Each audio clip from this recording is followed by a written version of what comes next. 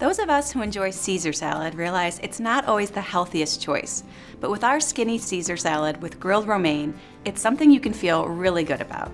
This low-calorie, high-fiber salad includes homemade croutons, and the lightened-up dressing recipe is right on the Measure Mix and Pour. Let's start by making the dressing. We're going to add a little bit of fat-free yogurt, lemon juice, red wine vinegar, Worcestershire sauce, anchovy paste, Dijon mustard, black pepper, and olive oil. Give it a mix, and we're all set. For the croutons, we're going to cut a baguette into cubes, put the bread in a medium bowl, and toss with the olive oil and garlic and herb rub.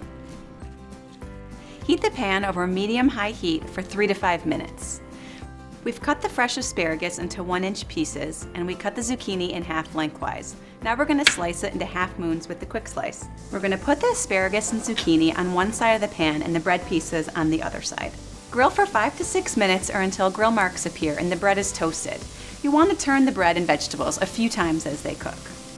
We're going to cut 2 of the romaine hearts in half lengthwise, keeping the root end intact so that the lettuce stays together. Next, we're going to brush with a little bit of the dressing. So we're going to go ahead and place them in the pan, cut side down, and grill them for about 2 to 5 minutes until the grill marks appear.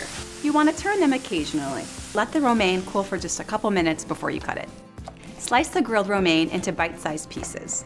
We're going to go ahead and add that to the bowl. Next, we're going to take our remaining fresh romaine, slice it and add it to the salad. This is going to add a nice crunch to it. Now we're going to quick slice the eggs and add them to the bowl.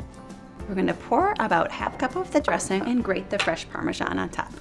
It's key to serve this salad immediately so that the leaves don't wilt too much. We think the Caesar salad makeover will be your new go-to salad.